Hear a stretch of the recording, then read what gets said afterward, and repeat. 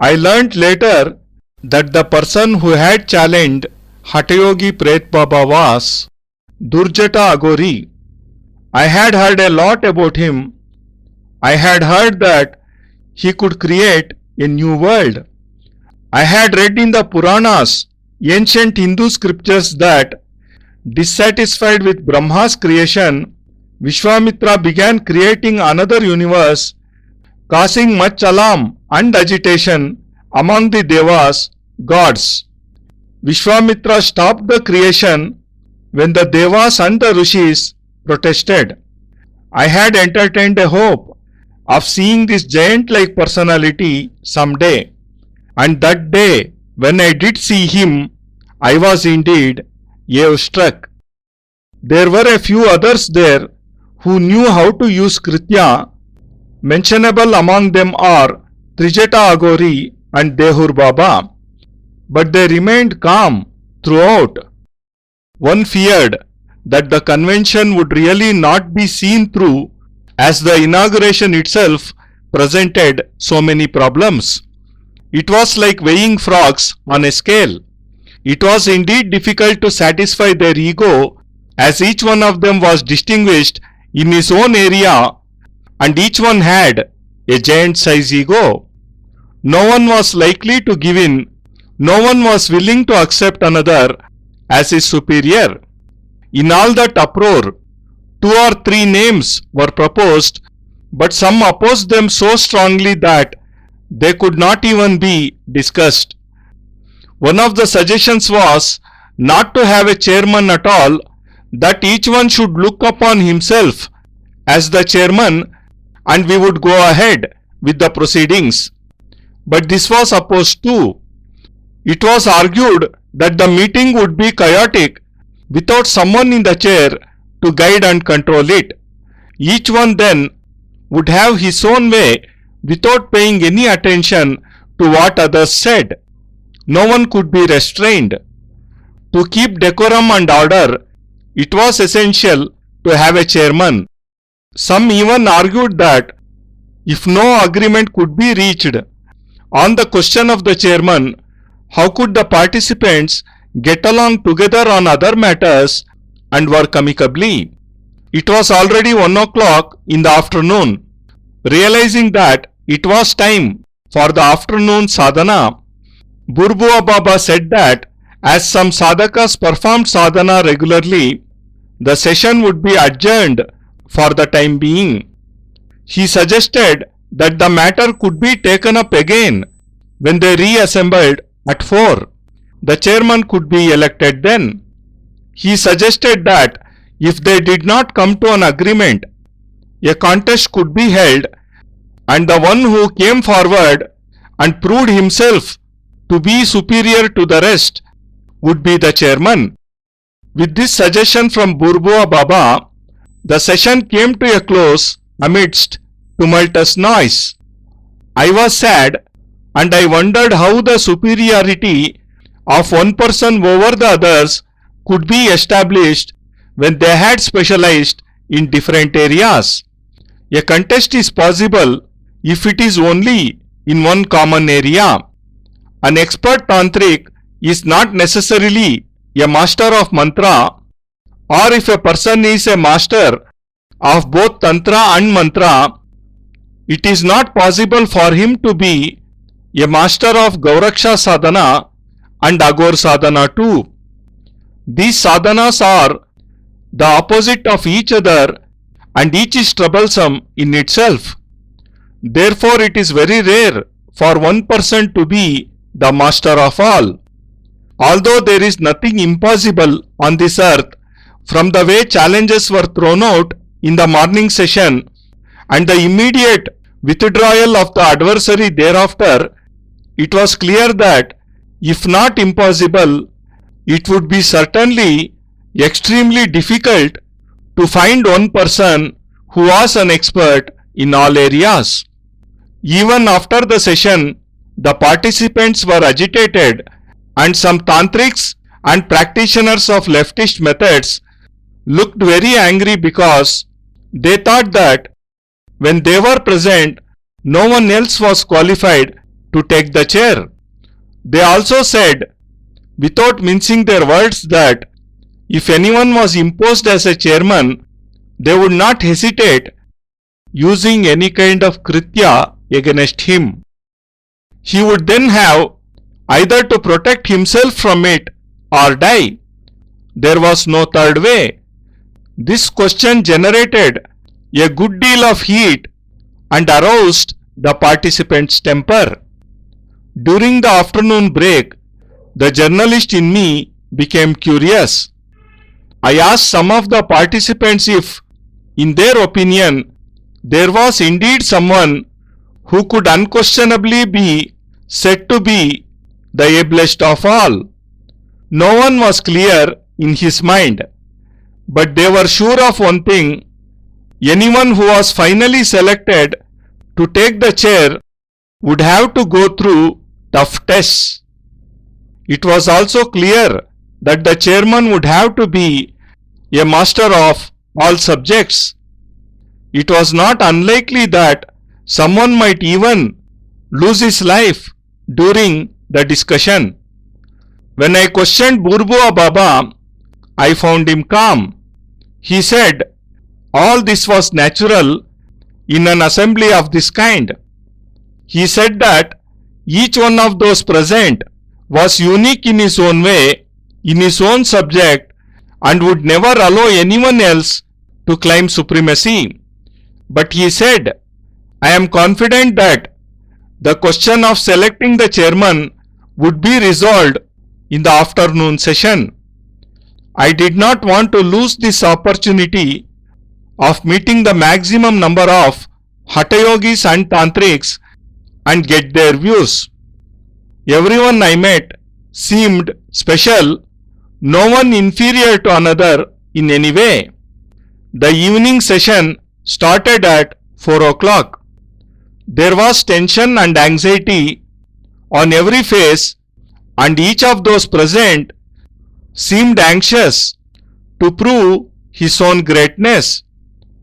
Burbua Baba began by expressing his regret at having failed to come to an agreement on the question of the chairman in the morning session. This is natural, he said, since this is not only an assembly of tantrics, but there were masters of other subjects too. Such violent difference of opinion is only natural. He appealed to the audience to reach an agreement and work out a procedure which would ensure the selection of the chairman in a proper manner. He also suggested a procedure. Some distinguished participant could suggest the name of a person who was an all-rounder. If anyone has such a person in mind, he should come forward and propose his name. Everyone was free to give his opinion and challenge the person whose name is proposed. But if he does not accept the challenge, no such experiment should be carried against him that may lead to unpleasant consequences.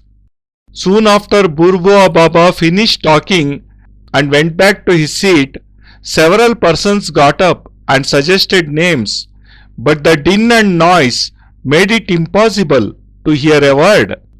At that moment, Trijata Agori stood up and roared, commanding people to be silent.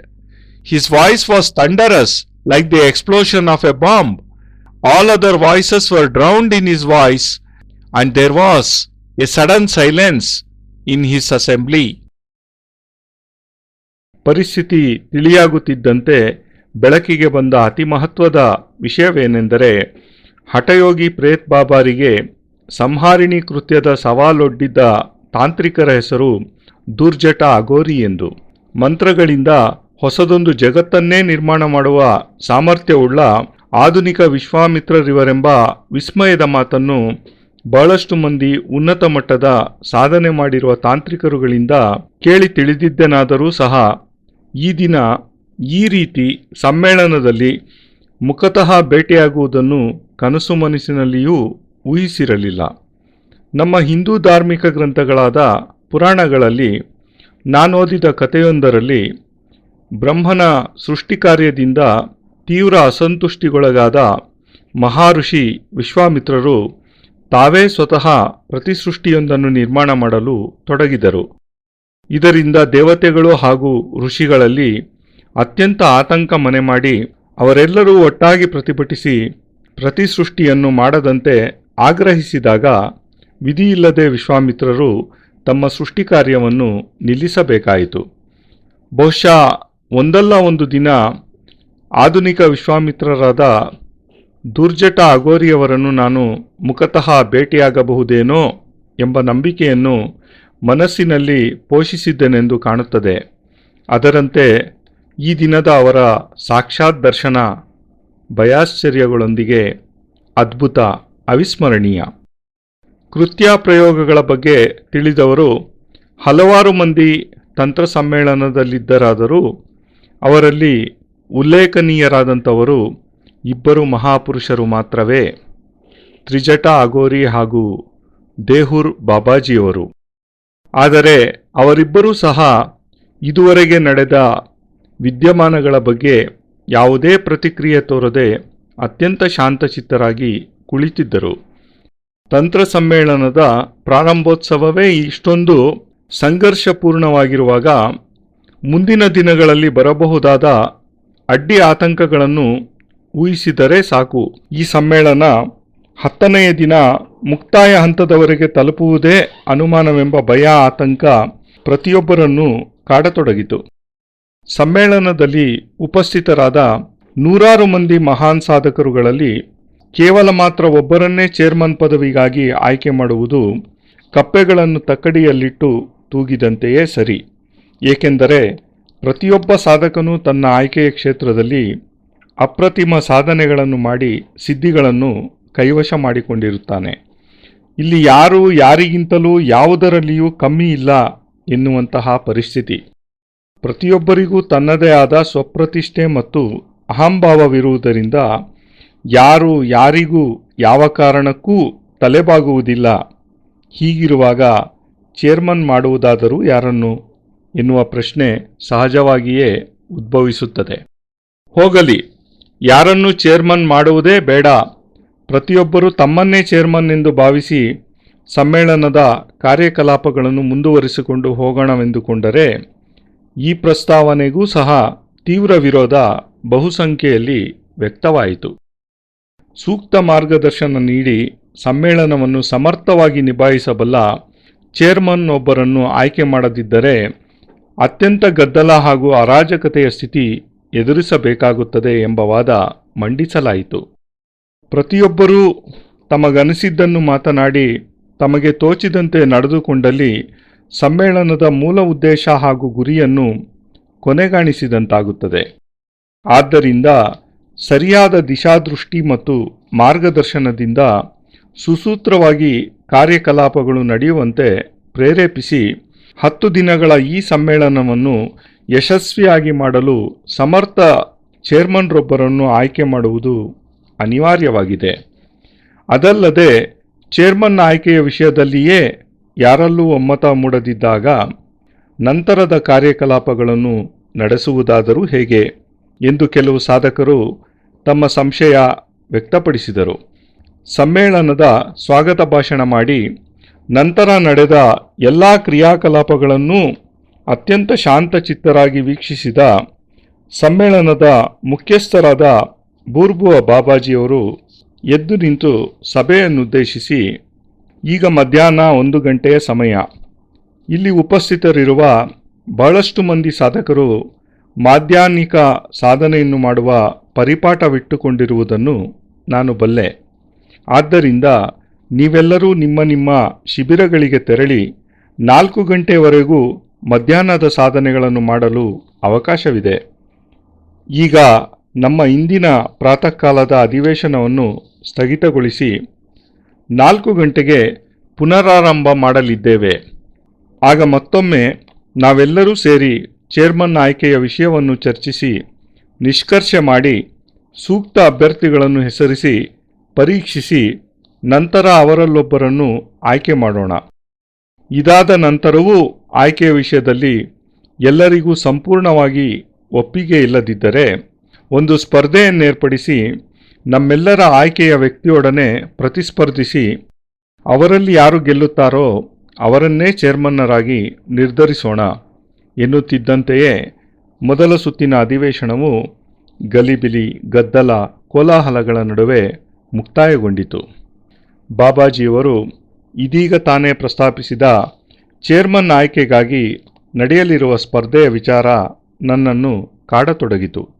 ಏಕೆಂದರೆ ಪ್ರತಿಯೊಬ್ಬ ಸ್ಪರ್ಧಾಳುವಿಗೂ ಅವರು ತಿಳಿದಿರುವ ಒಂದು ಕ್ಷೇತ್ರದಲ್ಲಿ ಯಾರಿಗೆ ಹೆಚ್ಚು ಜ್ಞಾನವಿದೆ ಎಂದು ಸಾಬೀತುಪಡಿಸಿ ಅವರಲ್ಲೊಬ್ಬರನ್ನು ಮಾತ್ರವೇ ಆಯ್ಕೆ ಮಾಡುವ ಸಲುವಾಗಿ ಸ್ಪರ್ಧೆ ಏರ್ಪಡಿಸಬಹುದಾಗಿದೆ.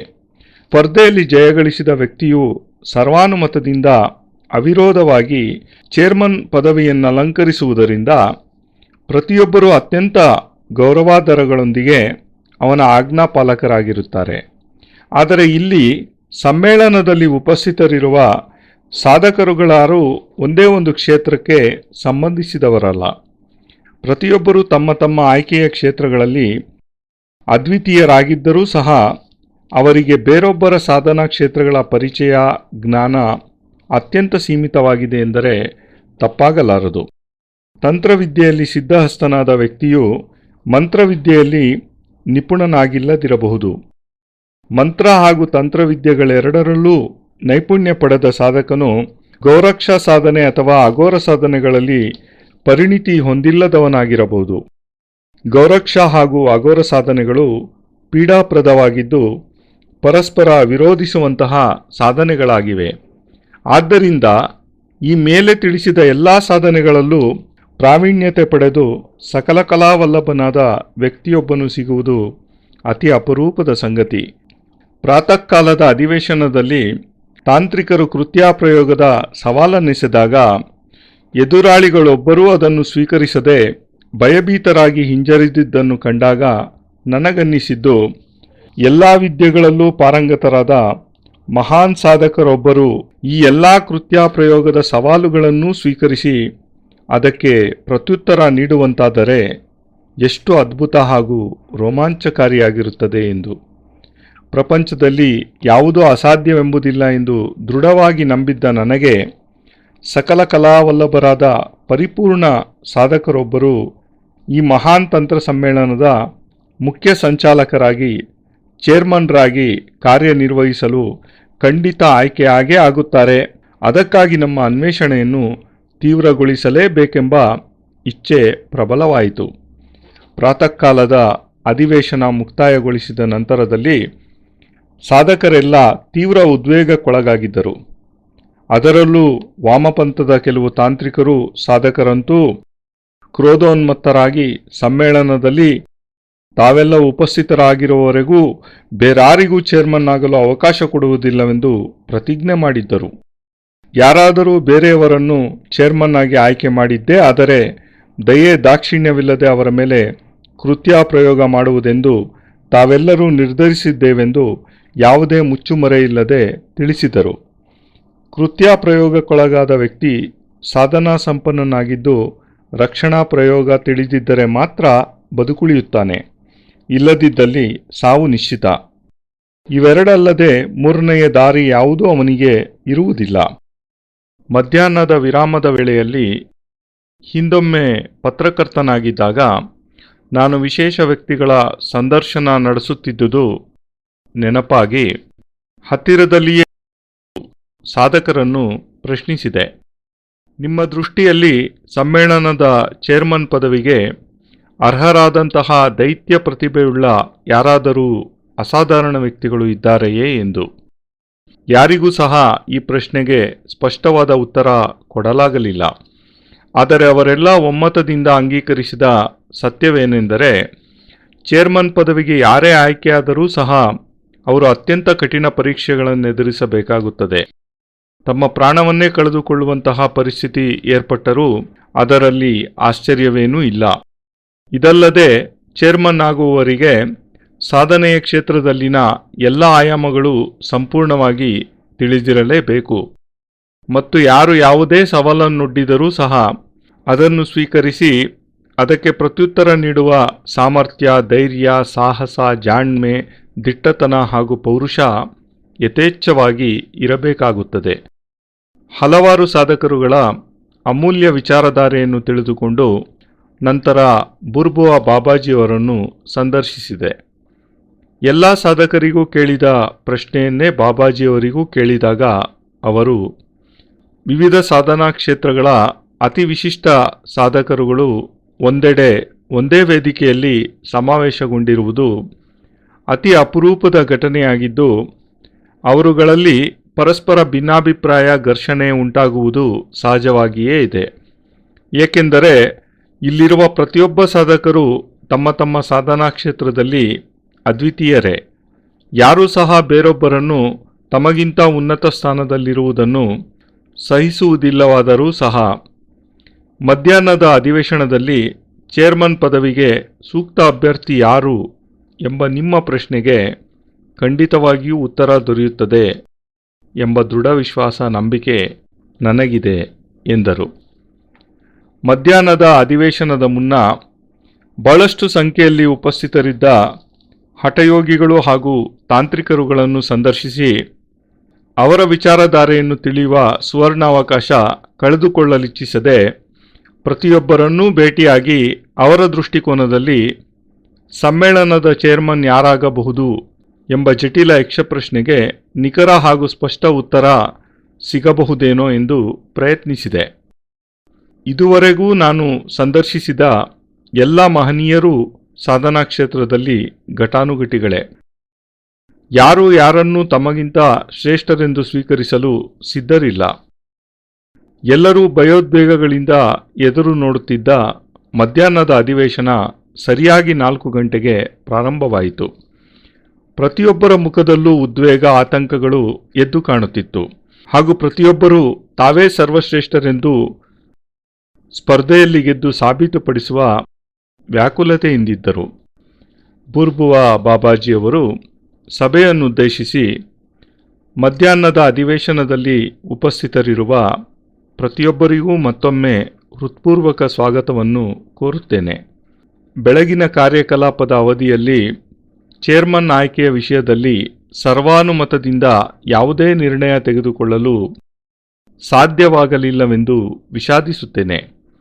ತಂತ್ರ ಸಮ್ಮೇಳನ ಕೇವಲ ತಾಂತ್ರಿಕರುಗಳ ಸಮಾವೇಶ ಮಾತ್ರವಲ್ಲದೆ ಬೇರೆ ಸಾಧನಾ ಕ್ಷೇತ್ರಗಳ ದಿಗ್ಗಜರುಗಳ ಅಪೂರ್ವ ಸಂಗಮವೂ ಆಗಿರುವುದರಿಂದ ಆವೇಶಪೂರಿತವಾದ, ಉಗ್ರ, ಪ್ರಚಂಡ ಭಿನ್ನಾಭಿಪ್ರಾಯಗಳು ತಲೆದೋರುವುದು ಅತ್ಯಂತ ಸಹಜ.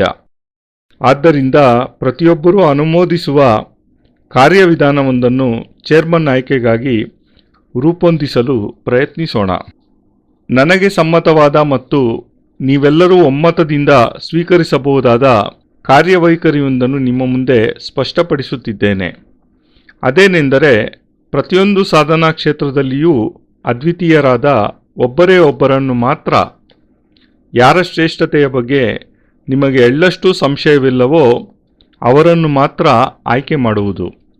ನಂತರ ಅವರಿಂದ ತಮ್ಮ ಸಾಧನಾ ಕ್ಷೇತ್ರ ಮಾತ್ರವಲ್ಲದೆ ಬೇರೆ ಸಾಧನಾ ಕ್ಷೇತ್ರಗಳಲ್ಲಿಯೂ ಸಹ ಅದ್ಭುತ ಪ್ರಾವೀಣ್ಯತೆ ಪಡೆದಿರುವ ಅಸಾಧಾರಣ ಸಾಧನಾ ಸಂಪನ್ನ ವ್ಯಕ್ತಿಯೊಬ್ಬನ ಹೆಸರನ್ನು ಪಡೆಯುವುದು. ಯಾರ ಹೆಸರು ಸೂಚಿತವಾಗಿದೆಯೋ ಅವರು ವೇದಿಕೆಯ ಮೇಲೆ ಬಂದು ನಿಂತು ಇಲ್ಲಿ ಉಪಸ್ಥಿತರಿರುವ ಎಲ್ಲರಿಗೂ ತಮ್ಮ ಶಕ್ತಿ ಸಾಮರ್ಥ್ಯದ ಪರಿಚಯ ಮಾಡಿಕೊಡಬೇಕಾಗುತ್ತದೆ. ಪ್ರತಿಯೊಬ್ಬರಿಗೂ ಆ ವ್ಯಕ್ತಿಯ ಬಗ್ಗೆ ತನ್ನ ಅಭಿಪ್ರಾಯ, ವಾದ ಮಂಡಿಸುವ ಸ್ವಾತಂತ್ರ್ಯವಷ್ಟೇ ಅಲ್ಲದೆ ಅವನಿಗಿಂತ ತಾವು ಶ್ರೇಷ್ಠರೆಂದು ಸಾಬೀತುಪಡಿಸುವ ಸಲುವಾಗಿ ಸವಾಲನ್ನೊಡ್ಡುವ ಅಧಿಕಾರವೂ ಸಹ ಇರುತ್ತದೆ. ಆದರೆ ಸವಾಲನ್ನು ಸ್ವೀಕರಿಸದಿದ್ದ ಪಕ್ಷದಲ್ಲಿ ಆ ವ್ಯಕ್ತಿಯ ಮೇಲೆ ಯಾರೂ ಸಹ ಕೃತ್ಯಪ್ರಯೋಗಗಳನ್ನು ಮಾಡದಂತೆ ಮುಂದಾಗಬಹುದಾದ ಅಹಿತಕರ, ಅಪ್ರಿಯ ಘಟನೆಗಳ ಸರಮಾಲೆಯನ್ನು ತಡೆಯುವ ಉದ್ದೇಶದಿಂದ ನಿಷೇಧಿಸಲಾಗಿದೆ.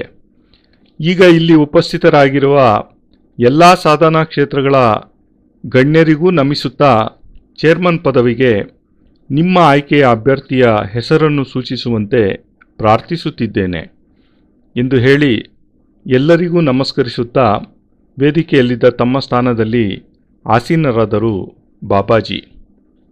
ಬಾಬಾಜಿಯವರ ಭಾಷಣ ಮುಗಿದಿದ್ದೇ ತಡ ಬಹಳಷ್ಟು ಮಂದಿ ಎದ್ದು ನಿಂತು ಹೆಸರುಗಳನ್ನು ಸೂಚಿಸಲು ಪ್ರಯತ್ನಿಸಿದರಾದರೂ ಸಭೆಯಲ್ಲಿ ಇದ್ದಕ್ಕಿದ್ದಂತೆ ಉಂಟಾದ ಗಲಭೆ ಗದ್ದಲದ ಪರಿಸ್ಥಿತಿಯಿಂದ ಯಾರ ಮಾತು ಯಾರಿಗೂ ಕೇಳಿಸದಂತಾಯಿತು. ಆ ಕ್ಷಣದಲ್ಲಿ ಇದ್ದಕ್ಕಿದ್ದಂತೆ ವೇದಿಕೆಯ ಮೇಲೆ ಉಪಸ್ಥಿತರಿದ್ದ ತ್ರಿಜಟ ಅಘೋರಿ ಎದ್ದು ನಿಂತು ಗರ್ಜಿಸಿದರು, ಸಾಕು ನಿಲ್ಲಿಸಿ ಎಂದು. ಸಿಡಿಲಿನಂತಹ ಅವರ ಧ್ವನಿ ಕೇಳಿ ಎಲ್ಲರೂ ಬಾಂಬ್ ಸ್ಫೋಟವಾಯಿತೇನೋ ಎಂಬಂತೆ ದಿಗ್ಭ್ರಾಂತಿಯಿಂದ ಸ್ತಂಭಿತರಾದರು.